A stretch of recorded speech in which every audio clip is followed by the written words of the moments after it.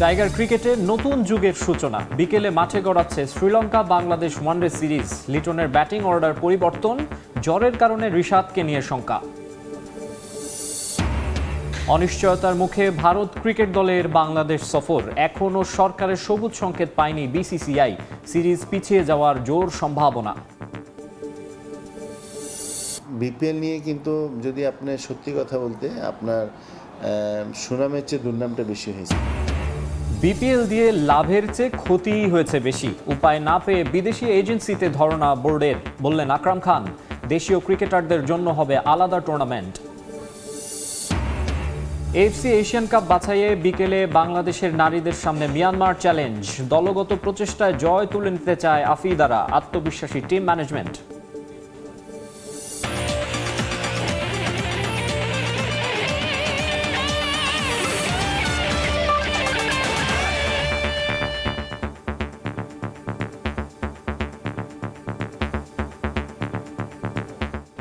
বিশ্বের নানা প্রান্তের খেলাধুলার খবর নিয়ে আমাদের নিয়মিত আয়োজন খেলার সময়, আর এই আয়োজনে আপনাদের সঙ্গে আছে আমি মাকসুম আলম খান।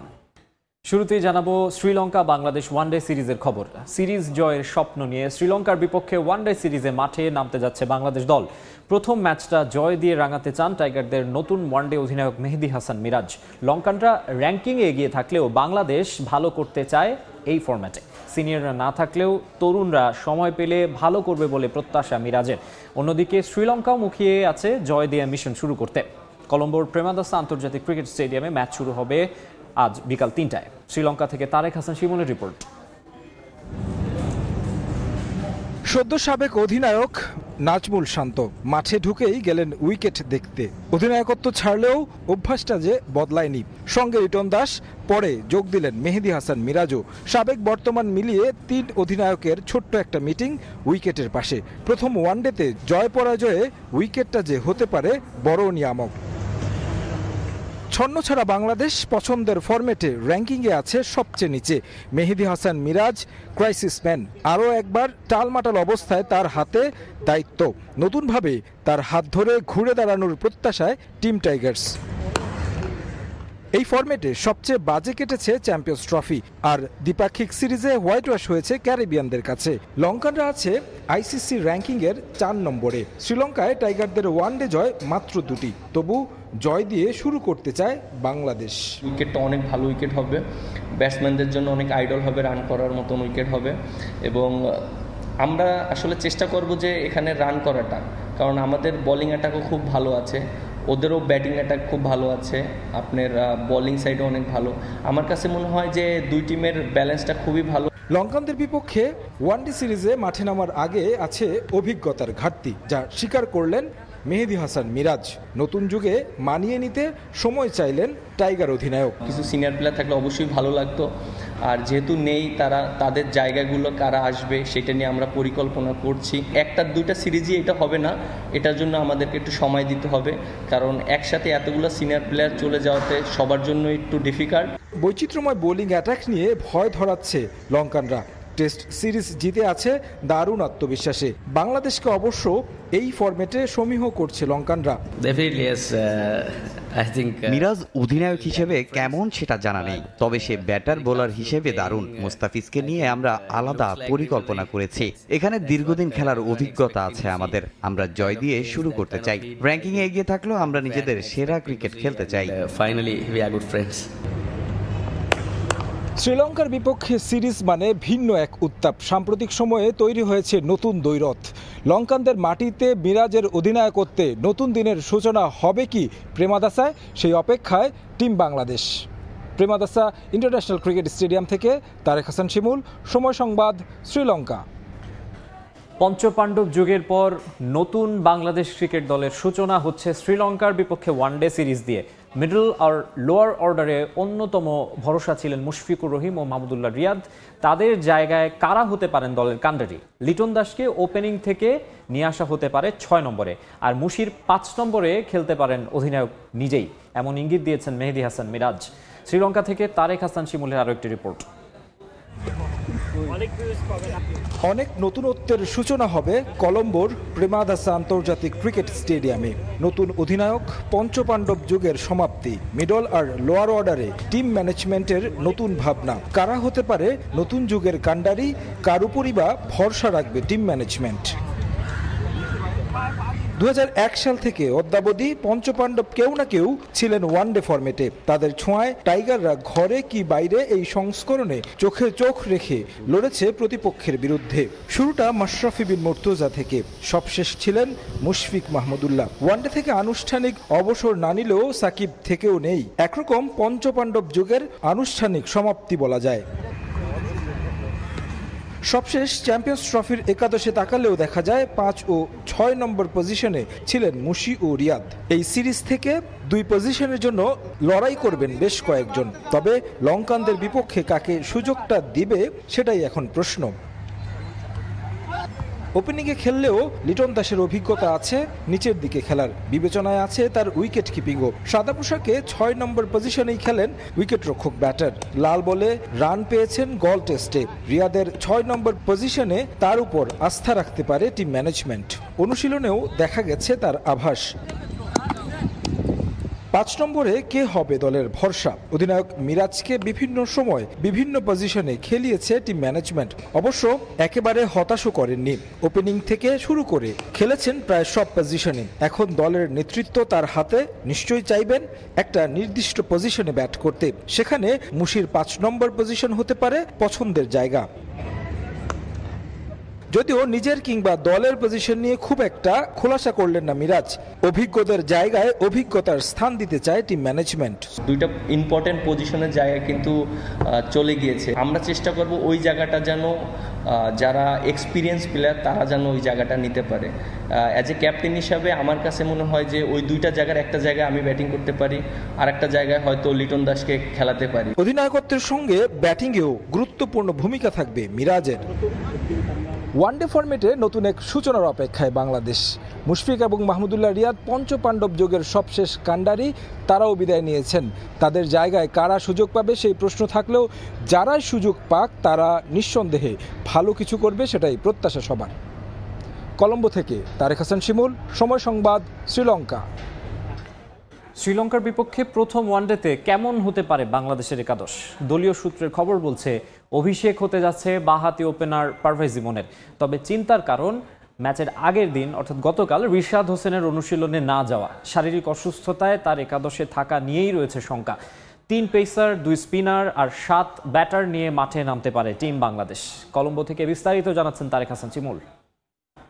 শ্রীলঙ্কার বিপক্ষে প্রথম ওয়ানডের একাদশ কেমন হতে পারে এবং কি উইকেটের চরিত্রটাই বা কেমন, এই বিষয়টা নিয়ে একটু আলোচনা করব। বাংলাদেশ দলের একাদশটার কথা যদি আলোচনা করি, সিনিয়র 2 ক্রিকেটারের কথা বারবারই আসবে। মুশফিক এবং মাহমুদুল্লাহ রিয়াদ, তাদের জায়গায় কারা কারা স্থান পাবে এই বিষয়টা নিয়ে আসলে আপনারা জেনেছেন এরই মধ্যে। আরেকটা জায়গায় যদি বলি, ওপেনিং থেকে 11 নম্বর পর্যন্ত আসলে কারা কারা থাকতে পারেন। তানজিদ তামিম অবধারিতভাবেই তিনি আছেন একাদশে, এটা একেবারে নিশ্চিত। তার সঙ্গী কে হবেন? নাইম শেখ নাকি পারভেজ ইমন? যতটুকু বোঝা গেছে অনুশীলন দেখে পারভেজ ইমনকে নিয়ে আমরা দেখেছি সিনিয়র সহকারী কোচ বেশ খানিকটা সময় কাজ করেছেন। সেক্ষেত্রে পারভেজ ইমনের ওডিআইতে অভিষেকের একটা সম্ভাবনা রয়েছে। 3 নম্বর পজিশনটা ফিক্সড। নাজমুল হোসেন শান্ত খেলবেন এখানে। 4 নম্বর পজিশনে কে খেলবেন? মেহেদী হাসান মিরাজ খেলবেন নাকি তাওহিদ হৃদয় খেলবেন? মিরাজকে আমরা দেখেছি ওয়েস্ট ইন্ডিজে 4 নম্বর পজিশনে ব্যাট করেছেন, রানও পেয়েছেন। তবে লং টার্ম প্রসেসের মধ্যে দিয়ে আসলে বাংলাদেশ দল যেতে চাচ্ছে, যার শুরুটা এখান থেকে করতে চাচ্ছে নতুন অধিনায়ক, পাশাপাশি 2027 বিশ্বকাপ রয়েছে।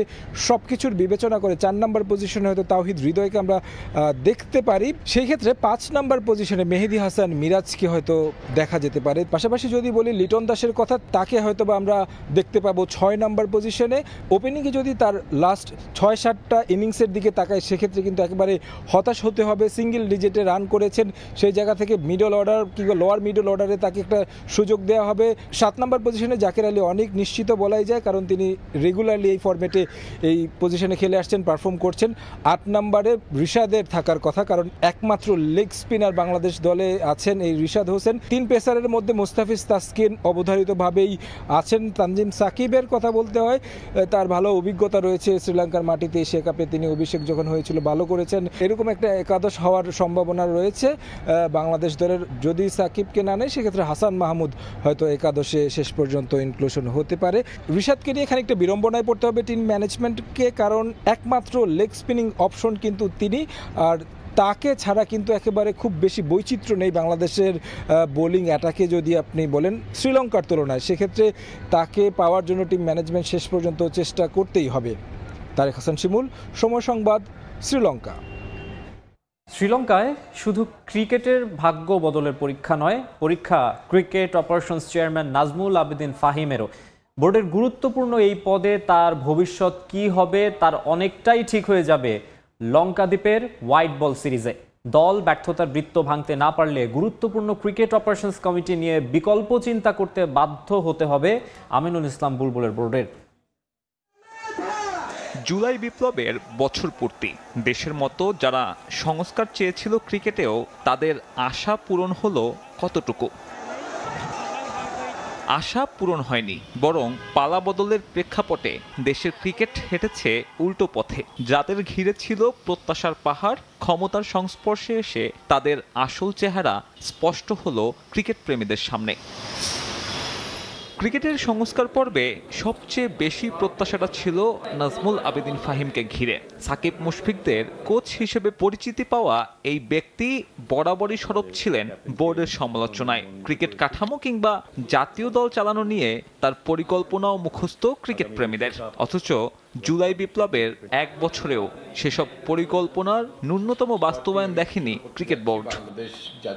গত জানুয়ারিতে আনুষ্ঠানিকভাবে ক্রিক অপসের দায়িত্ব পেলেও আনঅফিসিয়ালি তার আগে থেকেই এই বিভাগের সবকিছুই নিজের অধীনে রেখেছিলেন নাজমুল আবেদিন ফাহিম। আনুষ্ঠানিকভাবে দায়িত্ব না পেলে হুমকি দেন পদত্যাগেরও। তবে দায়িত্ব বুঝে পাবার 10 মাসে ব্যর্থতার ঘেরাটোপে জাতীয় দল। এই সময়ে 30 ম্যাচ খেলা টাইগাররা জয়ের মুখ দেখেছে মাত্র 7 বার। জানুয়ারির আগে থেকেই ক্রিক অপসের দেখভাল করা ফাহিমের অধীনে জাতীয় দলের ব্যর্থতার তালিকাটা বেশ দীর্ঘ। ভারতের টেস্টে হোয়াইট ওয়াশের পর টি-20 সিরিজেও ন্যূনতম প্রতিদ্বন্দ্বিতা করতে পারেনি লাল সবুজ। এরপর ঘরের মাঠে আফগানদের কাছে সিরিজ হার, প্রথমবারের মতো আরব আমিরাতের কাছে সিরিজ হার সহ কেবলই হারের বৃত্তে বাংলাদেশ। ক্রিকেটকে পাল্টে দেবার স্বপ্ন দেখানো ফাহিমের অধীনে পাল্টে গেছে ওয়ানডে পারফরম্যান্সও। পছন্দের ফরম্যাটে শেষ 9 মাসে মাত্র একটা ম্যাচ জিতেছে টাইগাররা, সেটাও আফগানদের বিপক্ষে। মাঠের পারফরম্যান্স ছাড়া ড্রেসিং রুমেও এসেছে অস্থিরতা। অধিনায়কত্ব ইস্যুতে টালমাটাল জাতীয় দল। ক্রিক অপস চেয়ারম্যান নিজেও ঠেকাতে ব্যর্থ শান্তর পদত্যাগ। অবশ্য ফাহিম এসব কিছুই দেখেছেন মাঠে থেকে। বোর্ডের ভেতরে গুঞ্জন তাকে ডাকা হয় ট্যুর পরিচালক হিসেবে। তবে তার মধুচন্দ্রিমার ইতি ঘটতে পারে লঙ্কা সিরিজে। সাদা বলের সিরিজেও ব্যর্থ হলে দায়িত্ব হারাতে পারেন বিকেএসপির এই সাবেক কোচ। তাই শ্রীলঙ্কার বিপক্ষে কেবল ক্রিকেটের ভাগ্য বদল নয়, ভবিষ্যৎ নির্ধারিত হবে ক্রিক অপস চেয়ারম্যানেরও। সাব্বির মিথুন, সময় সংবাদ, ঢাকা। বিপিএলের 11 আসরে বদনামি বেশি হয়েছে ক্রিকেট বোর্ডের। উপায় না পেয়েই এবার এজেন্সির মাধ্যমে আয়োজনের সিদ্ধান্ত নেওয়া হয়েছে। জাতীয় নির্বাচনের আগ মুহূর্তে হলেও ডিসেম্বর জানুয়ারিতেই 12তম আসর আয়োজন করতে বদ্ধপরিকর বিসিবি, জানিয়েছেন বোর্ড পরিচালক আকরাম খান। এবার দেশিদের পাশাপাশি আগ্রহ রয়েছে বিদেশি ফ্র্যাঞ্চাইজিরও। বিপিএলের আগে লোকাল ক্রিকেটারদের প্রস্তুত রাখতে চট্টগ্রামে একটি আলাদা টুর্নামেন্টের পরিকল্পনাও রয়েছে। দীর্ঘদিন পরিচালক হিসেবে থাকলেও আঞ্চলিক ক্রিকেটের দুরবস্থা নিয়ে সদুত্তর মেলেনি আকরামের কাছে। বিপিএল নিয়ে কিন্তু যদি আপনি সত্যি কথা বলতে আপনার সুনামের চেয়ে দুর্নামটা বেশি হয়েছে আমাদের গত 11-12টা বছর যদি আপনি মূল্যায়ন করেন। সোমবারের 6.5 ঘন্টার ম্যারাথন মিটিংয়ে যে কয়েকটি এজেন্ডা বিশেষ গুরুত্ব পেয়েছিল সেগুলোর মধ্যে বিপিএল অন্যতম। বিসিবি সভাপতি হিসেবে অল্প কমাসের দায়িত্বে ফারুক আহমেদ সেরা বিপিএল উপহার দিতে গিয়ে দুর্বার রাজশাহী চিটাগং কিংসের একের পর এক কাণ্ডে উল্টো ব্যাপক সমালোচনার জন্ম দিয়েছিলেন। বদনাম এড়াতে স্পোর্টস এজেন্সিকে দিয়ে পুরো আসর আয়োজনের পরিকল্পনা করছে আমিনুল ইসলাম বুলবুলের বোর্ড। তবে জাতীয় নির্বাচনের আগ মুহূর্তে বিপিএল আয়োজন আদৌ সম্ভব কিনা সে প্রশ্ন থেকেই যাচ্ছে। এগুলো আমরা মাথায় রেখেছি, আলাপ হয়েছে আমাদের, বাট আমরা তার আগেই করার চিন্তা ভাবনা করছি। আইপিএল বলেন, পিসিএল বলেন, ওটা কিন্তু বাইরে এজেন্সিকে দিয়ে করা, এটাতে রিস্ক কিন্তু থাকে না। বদনামের সংখ্যাটাও, রিস্কটাও কিন্তু অনেক কম।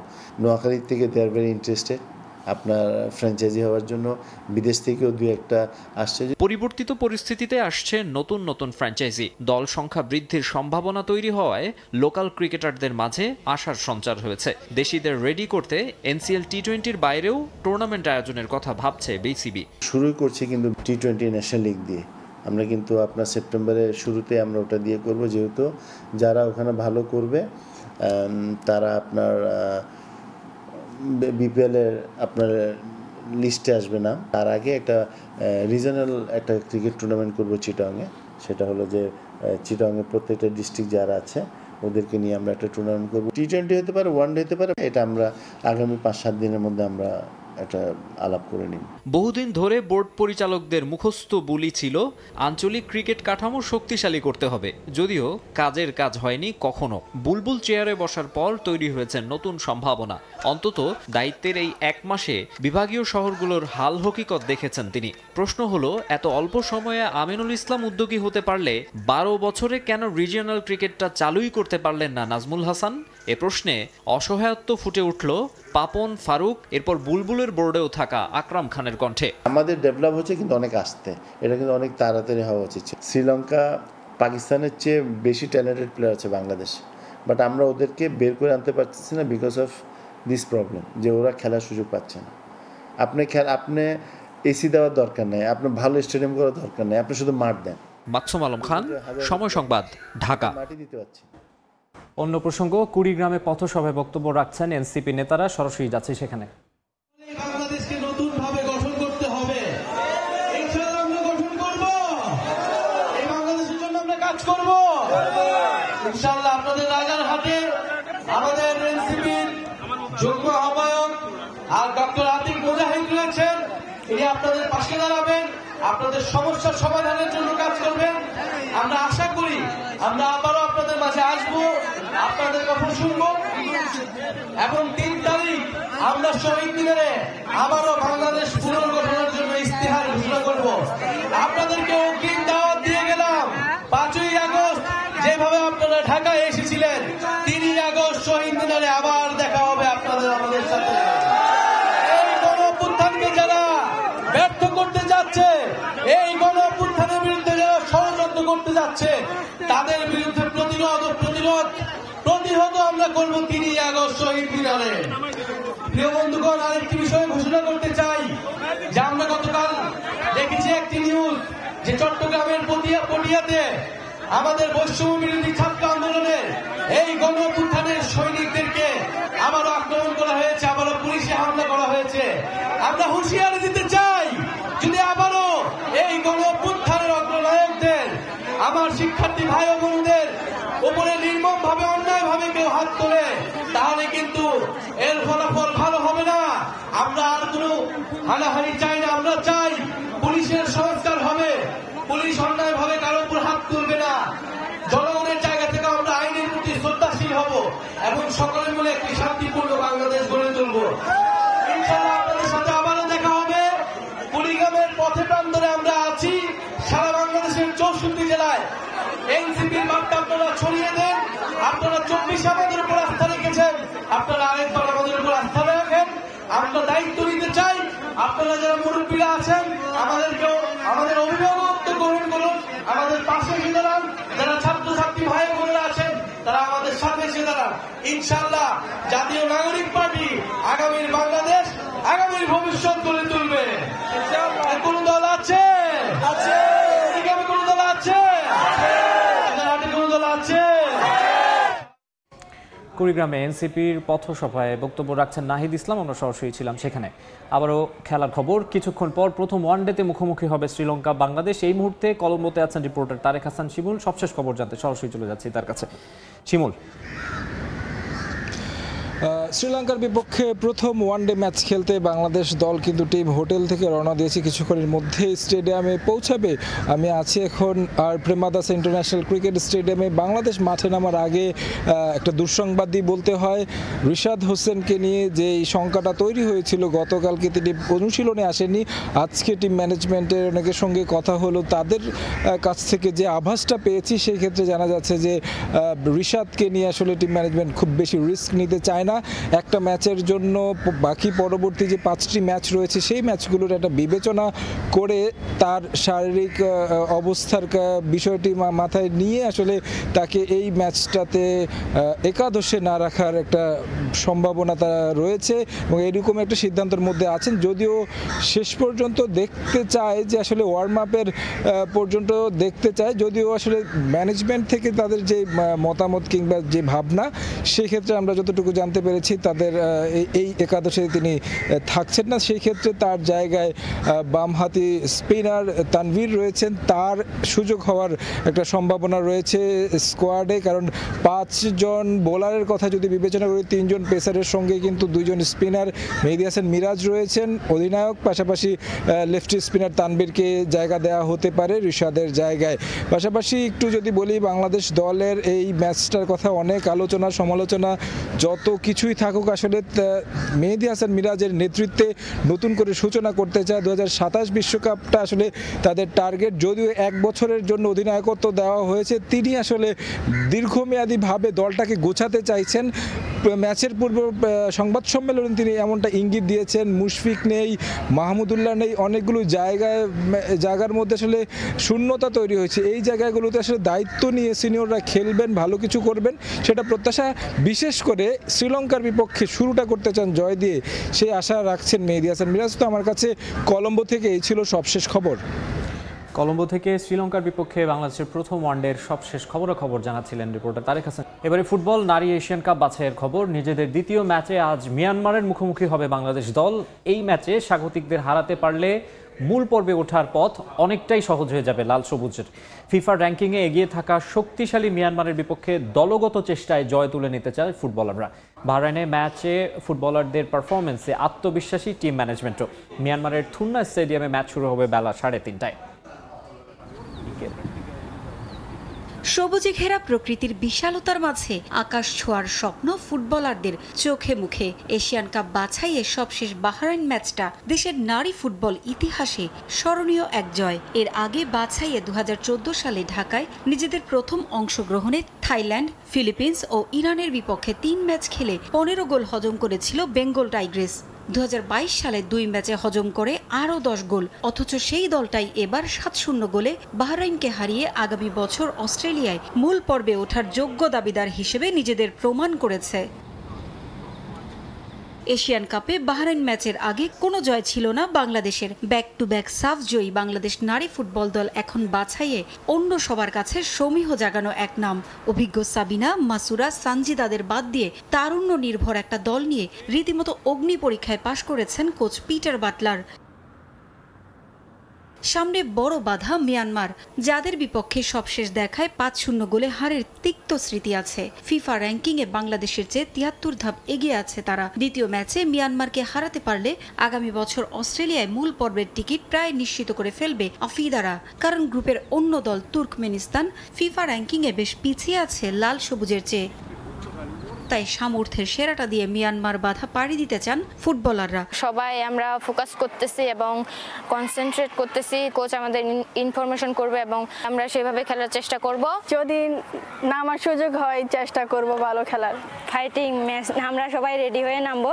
তো আমাদের এটাই চেষ্টা যে ম্যাচটা উইন হলে ইনশাআল্লাহ আমরা কোয়ালিফাই করতে পারবো।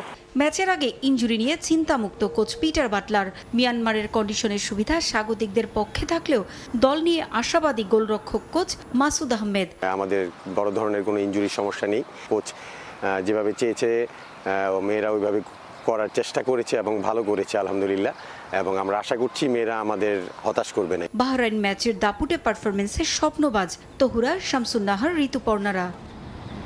পারভিন আক্তার, সময় সংবাদ। বাফুফের নেক্সট গ্লোবাল স্টারে অংশ নেয়া প্রবাসী ফুটবলারদের নিয়ে এখনই কোনো চূড়ান্ত সিদ্ধান্ত নিতে চায় না ফুটবল ফেডারেশন। তাদের নিয়ে দীর্ঘমেয়াদে পরিকল্পনার কথা জানিয়েছেন বাফুফের টেকনিক্যাল ডিরেক্টর। এমনকি আলোচিত বিতশোক চাকমাকে নিয়েও তাড়াহুড়ো করতে চায় না বাফুফে। তবে আসন্ন অনূর্ধ্ব 23 এশিয়ান কাপ বাছাই পর্ব ম্যাচের জন্য বেশ কিছু ফুটবলারের দিকে নজর রাখছে বাফুফে। হামজা জামালদের পর জুনিয়র প্রবাসী ফুটবলারদের দুয়ার খুলে দিয়েছে ফুটবল ফেডারেশন। বাফুফের 3 দিন ব্যাপী ট্রায়াল ছিল যার প্রাথমিক পদক্ষেপ, যেখানে ফুটবলের টানে নিজ খরচেই অংশ নিয়েছেন প্রবাসী ফুটবলাররা। নেক্সট গ্লোবাল স্টারের এই ট্রায়াল ব্যাপক সাড়া ফেলেছে ফুটবল প্রেমীদের মাঝে। শেষ দিনের প্রীতি ম্যাচে সমর্থকদের উপস্থিতি তার প্রমাণ। শিগগিরই তাদের লাল সবুজ জার্সি গায়ে দেখতে চান সমর্থকরা। তবে তাদের নিয়ে কবে আসবে চূড়ান্ত সিদ্ধান্ত তা ধোঁয়াশার মধ্যে রেখে দিয়েছে বাফুফে। এখনই ট্রায়ালের চূড়ান্ত সিদ্ধান্তে না গিয়ে তাদের নিয়ে দীর্ঘমেয়াদের পরিকল্পনার আশ্বাস টেকনিক্যাল ডিরেক্টরের। এখনই ওদের নিয়ে কোনো ডিসিশন আমাদের আসার কোনো প্রয়োজন নেই। It's a long term process for some players. যাদের বয়স বেশি হয়ে গেছে ওদের জন্য হয়তো অত সময় কম, বাট আমরা যেটা করেছি এখানে আমরা ভিডিও রেকর্ডিং করেছি পুরো 3 দিনই। প্রত্যেকটা প্লেয়ারকে আলাদাভাবেও ফোকাস করা হয়েছে। এদিকে 3 দিনের ট্রায়ালে নজর কেড়েছেন যুক্তরাষ্ট্র প্রবাসী বিতশোক চাকমা। প্রীতি ম্যাচে ব্রুকলিন এফসির এই মিডফিল্ডার পেয়েছেন জালের দেখাও। অনূর্ধ্ব 19 দলে তার সম্ভাবনা দেখলেও তাকে নিয়ে তাড়াহুড়ো করতে চায় না বাফুফে। বিতশোক এখানে কালকে গোলও করেছে। ওর স্টাইল, আপনার বল ধরার ব্যাপার, দৌড়ানো, টেকনিক্যাল স্কিল দেখতে খুবই সুন্দর।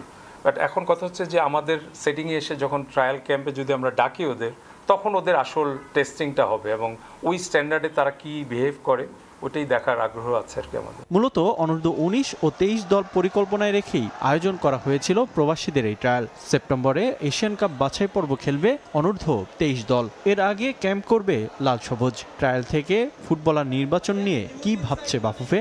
23টা আমরা ক্যাম্প শুরু করবো জুলাইয়ের শেষের দিক থেকে। তো ওই ক্যাম্পে তো আমরা কিছু এখান থেকে আমরা দেখবই। যে একটা আমি বিদেশি হাইপ আছে এই জন্যই আমরা নিয়ে নিলাম তা না, কোয়ালিটিটা আমাদের ওইভাবে স্ক্রুটিনি করে তারপরে নেওয়া উচিত। প্রবাসীদের নিয়ে এখানেই থেমে থাকতে চায় না বাফুফে। প্রতি বছর এমন ট্রায়াল আয়োজনের পরিকল্পনা রাখতে চায় ফেডারেশন। রিফাতুল ইসলাম মিরন, সময় সংবাদ, ঢাকা। আবারও ক্রিকেট। অনিশ্চয়তার মুখে ভারত ক্রিকেট দলের প্রস্তাবিত বাংলাদেশ সফর। বিবিসি বাংলার খবর, ভারত ক্রিকেট দলের আসন্ন বাংলাদেশ সফরে সায় নেই দেশটির সরকারের। 3টি করে ওয়ানডে ও টি20 খেলতে আগামী মাসের 13 তারিখ ঢাকায় আসার কথা ভারত ক্রিকেট দলের। কিন্তু এই সিরিজ খেলতে বাংলাদেশে আসার বিষয়ে কেন্দ্রীয় সরকারের সবুজ সংকেত পায়নি বিসিসিআই। ফলে এই সিরিজ নির্দিষ্ট সময়ে অনুষ্ঠিত হওয়ার সম্ভাবনা নেই বললেই চলে।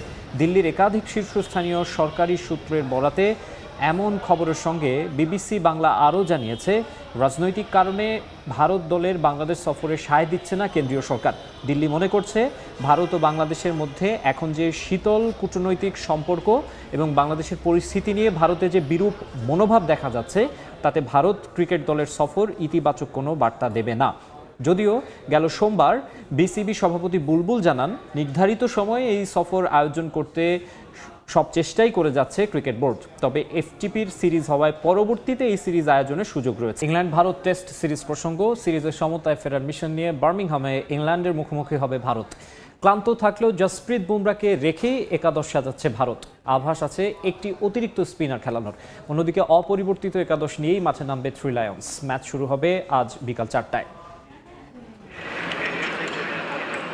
জসপ্রীত বুমরাকে নিয়ে বড়সড় একটা ঝুঁকি নিয়ে নিল ভারত। ক্লান্ত হয়ে যাওয়ায় এজবাস্টন টেস্টের শেষ দিনে যেখানে বলই করতে পারেননি এই স্টার পেসার, তারপরও বার্মিংহামে তাকে রেখেই পরিকল্পনা সাজাচ্ছে টিম ইন্ডিয়া। তার মানে লর্ডস টেস্টের চেয়ে এই ম্যাচটাকেই বড় করে দেখছে গৌতম গম্ভীরের দল। গেল ম্যাচে প্রায় সব বিভাগেই দুর্বলতা ফুটে উঠেছে ভারতের। শক্ত ভিত থাকার পরও হুড়মুড় করে ব্যাটিং লাইন আপ কলাপস করা কিংবা ক্রুশাল মোমেন্টে মুড়ি মুড়কির মতো ক্যাচ ছাড়া সবকিছুই ভাবিয়েছে টিম ম্যানেজমেন্টকে। তাই সেকেন্ড টেস্ট শুরুর আগে টিম সিলেকশনে খুব সাবধানী ভারত। আভাস আছে একজন অতিরিক্ত স্পিনার খেলানোর। বুমরা অবশ্যই খেলবে। সামনের ম্যাচগুলোতে তার ওয়ার্কলোড ক্যালকুলেট করে কিভাবে খেলানো যায় সেটা নিয়ে আমরা কাজ করছি। আমরা এমন একটা স্কোয়াড নিয়ে খেলতে নামবো প্রতিপক্ষের 20 উইকেট তুলে নেওয়া এবং একই সঙ্গে রান করার সামর্থ্য আছে যাদের। আজকের প্র্যাকটিস সেশন শেষে আমরা চূড়ান্ত সিদ্ধান্ত নেব।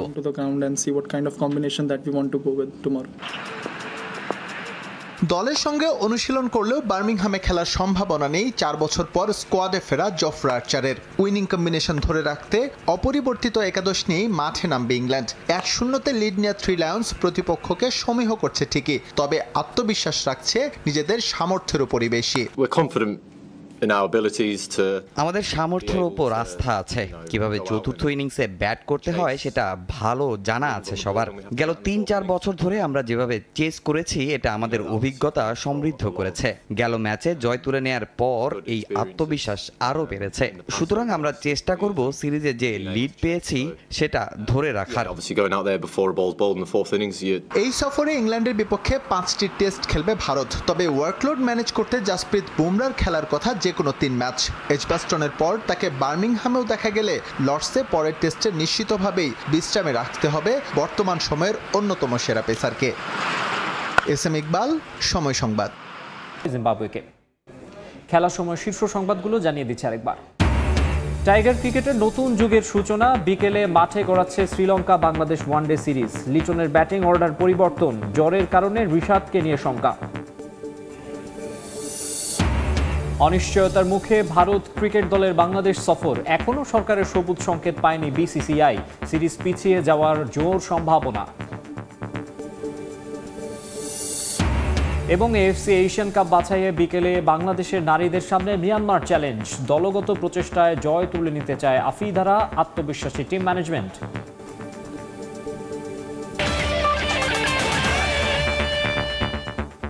এই ছিল খেলার সময়ের এখনকার আয়োজনে। সঙ্গেই থাকুন সময়ের।